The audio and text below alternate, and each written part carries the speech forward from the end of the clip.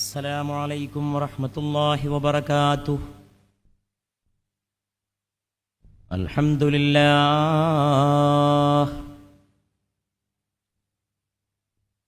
الحمد لله رب العالمين،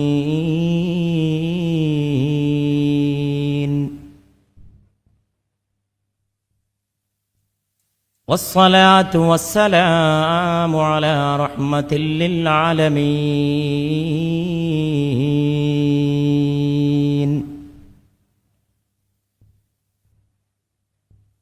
الحمد لله رب العالمين، والصلاة والسلام على رحمة للعالمين. إن نريد إلا الإصلاح ما استطعت وما توفيقي إلا بالله، عليه توكلت وإليه أنيب.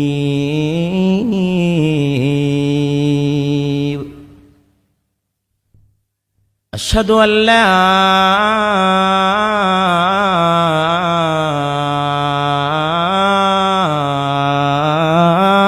إله إلا الله، وأشهد أن محمدا صلى الله عليه وآله وأصحابه وسلم عبده ورسوله، أرسله بالهدى ودين الحق. ബഹുമാന്യരായ മുഅ്മിനീങ്ങളെ, പ്രിയമുള്ള ഉമ്മപെങ്ങന്മാരെ, സ്നേഹമുള്ള ഓമന മക്കളെ, പ്രിയപ്പെട്ട എൻ്റെ യുവ സുഹൃത്തുക്കളെ, സദസ്സിലെ വന്യവയോധികരെ, സദസ്സിലെ പണ്ഡിതമാന്യന്മാരെ, സദസ്സിലെ ദീനീ പ്രവർത്തകരെ, ബഹുമാനമുള്ള എൻ്റെ ജ്യേഷ്ഠന്മാരെ, സ്നേഹമുള്ള എൻ്റെ അനുജന്മാരെ, എന്നെ ശ്രവിക്കുന്ന ഇതര മതസ്ഥരായ എൻ്റെ സഹോദരങ്ങളെ, എൻ്റെ പ്രിയപ്പെട്ട നാട്ടുകാരെ, സ്നേഹമുള്ളവരെ, നമ്മുടെ മാതാപിതാക്കൾക്കൊക്കെ അല്ലാഹു മഗ്ഫിറത്തും മർഹമത്തും പ്രദാനം ചെയ്യുമാറാകട്ടെ എന്ന ഒറ്റ പ്രാർത്ഥനയോടെ പരിശുദ്ധമായ ലൈലത്തുൽ ഖദറിന്റെ രാവാകാൻ സാധ്യതയുള്ള ഈ മനോഹരമായ രാവിന്റെ വിഷയത്തിലേക്ക് ഞാൻ നിങ്ങളുടെ ശ്രദ്ധയെ ക്ഷണിക്കുന്നു. റമളാൻ വിട പറയാൻ പോവുകയാണ്. പരിശുദ്ധ റമളാൻ. ആ വിട പറയാൻ പോകുന്ന റമളാനിന്റെ ഒടുക്കത്തെ പത്തിലാണ് ഈ ലൈലത്തുൽ ഖദർ. ലൈലത്തുൽ ഖദറി ഖൈറും മിൻ അൽഫി ശഹർ. 1000 മാസങ്ങളേക്കാൾ ഖൈറായതാണ് ഈ ലൈലത്തുൽ ഖദർ. 1000 മാസങ്ങളേക്കാൾ ഖൈറായതാണ്. 3000 രാവും 3000 പകലും എടുക്കുന്ന ഇബാദത്തിന്റെ പ്രതിഫലം ഒറ്റ രാവ് കൊണ്ട് വാരിക്കൂട്ടണോ? ഈ രാവിൽ ഇബാദത്ത് ചെയ്യുക, ഈ രാവിൽ ഇബാദത്ത് ചെയ്യുക. 80 കൊല്ലം ഒരു മനുഷ്യന്റെ ആയുസ് ഒരു പക്ഷേ 80 കൊല്ലം ഉണ്ടാകാൻ പ്രയാസമാണ്. ഇന്ത്യൻ ആവറേജ് ഏജ് 60 വയസ്സാണ് ഒരു ഇന്ത്യക്കാരന്റെ ശരാശരി ആയുസ്. പക്ഷേ 80 കൊല്ലത്തെ ഇബാദത്തെടുത്ത പ്രതിഫലം ഒറ്റ രാവ് കൊണ്ട് ലഭിക്കണമോ? ഈ പരിശുദ്ധമായ രാവ് കൊണ്ട് നേടുക. ലൈലത്തുൽ ഖദ്രി ഖൈറും മിൻ അൽഫി ശഹർ. 1000 മാസങ്ങളേക്കാൾ ഖൈറായതാണ് ഈ ലൈലത്തുൽ ഖദ്ർ. അത് വളരെയേറെ പുണ്യമായ രാവാണ്, പവിത്രമായ രാവാണ്, അള്ളാഹുവിന്റെ അനുഗ്രഹങ്ങൾ ചൊരിഞ്ഞു വരുന്ന രാവാണ്.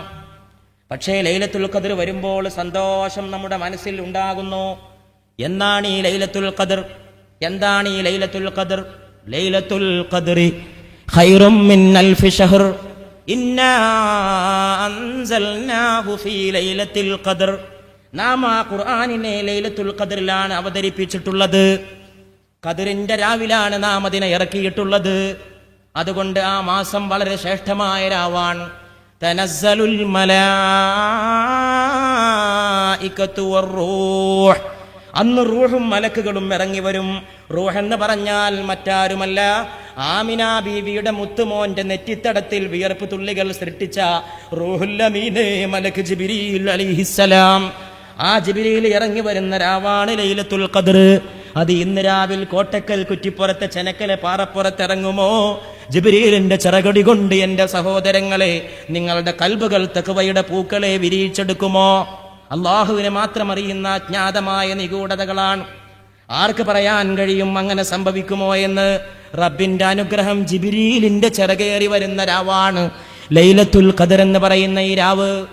പരിശുദ്ധ റമളാനിന്റെ വിട പറയാൻ പോകുന്ന ഈ മനോഹരമായ രാവ്, ഒടുക്കത്തെ പത്തിൽ നിങ്ങളതിനെ തിരയുക എന്നാണ് മുത്ത് നമ്മോട് പറഞ്ഞിട്ടുള്ളത്. ഇത് ഇന്ന രാത്രിയാണെന്ന് പറഞ്ഞിട്ടില്ല. 27 രാവ് എന്ന് കണിശായിട്ടൊന്നും പറയാൻ കഴിയില്ല. അതൊക്കെ കൗമുണ്ടാക്കിയതാണ്. ചില ഉലമാക്കന്മാരൊക്കെ അങ്ങനെ അഭിപ്രായം പറഞ്ഞിട്ടുണ്ട്, 27 രാവ് ആകാൻ സാധ്യതയുണ്ടെന്ന്. അത്രേ ഉള്ളൂ. 27 രാവ് തന്നെയാണ് ലൈലത്തുൽ ഖദർ എന്ന് ഉറപ്പിച്ച് പറയാൻ ഒരു തെളിവും ദീനില്ല, ഖുർആനിലില്ല, ഹദീസിലില്ല. നമ്മുടെ മദ്ഹബിന്റെ ഇമാമായ ഷാഫി ഇമാമിന്റെ അഭിപ്രായത്തിൽ 21 രാവോ 23 രാവോ ആണ്. ആലോചിച്ച് നോക്കണം. ആ ഷാഫി ഇമാമിന്റെ മദ്ഹബിലാണ് നമ്മൾ. പക്ഷേ വേറെ കുറെ ഇമാമിയങ്ങളുടെ അഭിപ്രായത്തിൽ 27 രാവിന് കൂടുതൽ സാധ്യതയുണ്ടെന്ന് മാത്രം.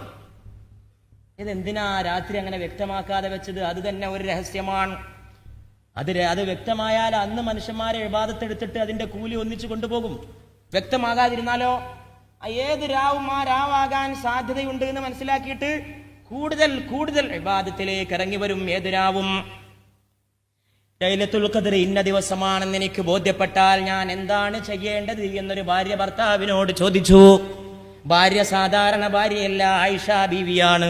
സിദ്ദീഖിന്റെ ഓമന മകളായ സയ്യിദത്തുന ആയിഷത്തു സിദ്ദീഖ റളിയല്ലാഹു തആല അൻഹ. ഭർത്താവ് അല്ലാഹുവിന്റെ റസൂലാണ്.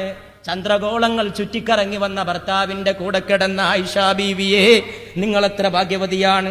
ആയിഷ ബീവി ചോദിക്കുന്നു, എനിക്ക് ലൈലത്തുൽ ഖദർ ഇന്ന രാവാണെന്ന് ബോധ്യപ്പെട്ടാൽ ഞാൻ എന്താണ് ചെയ്യേണ്ടത് അല്ലാഹുവിന്റെ റസൂലേ?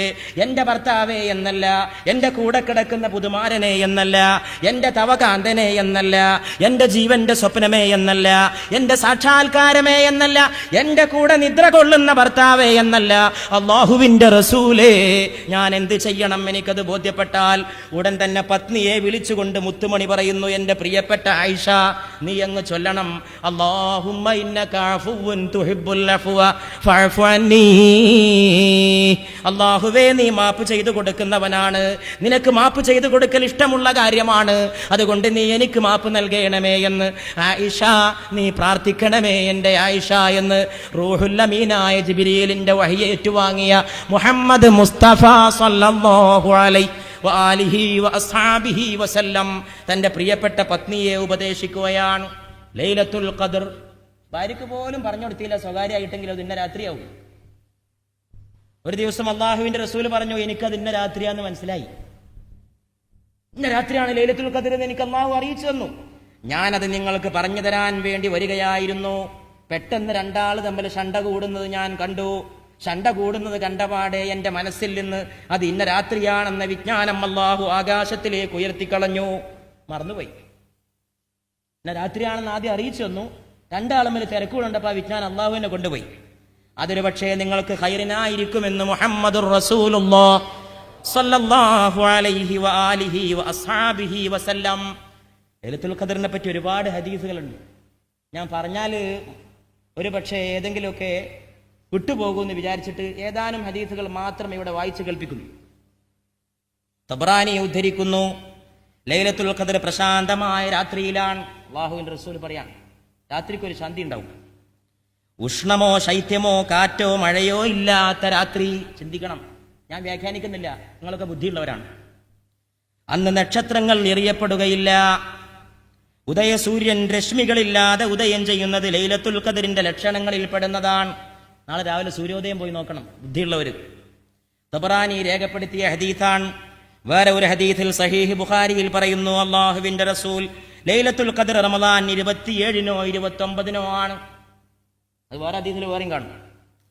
വേറെ ഒരു ഹദീസിൽ ഇബ്നു മാജ റഹ്മത്തുള്ളാഹി അലൈഹി റിപ്പോർട്ട് ചെയ്യുന്നു, ലൈലത്തുൽ ഖദർ നഷ്ടപ്പെടുന്നത് നിർഭാഗ്യവാന്മാർക്കാണ്, നഷ്ടപ്പെടുന്നവർക്ക് സകലതും നഷ്ടപ്പെടും. വേറെ ഒരു ഹദീസ് സഹീഹ് ബുഖാരി തന്നെ ഉദ്ധരിക്കുന്നു, നിങ്ങളതിനെ റമദാൻ അവസാന 10-ലെ 9 ബാക്കിയുള്ളപ്പോൾ, 7 ബാക്കിയുള്ളപ്പോൾ, 5 ബാക്കിയുള്ളപ്പോൾ തിരയുക.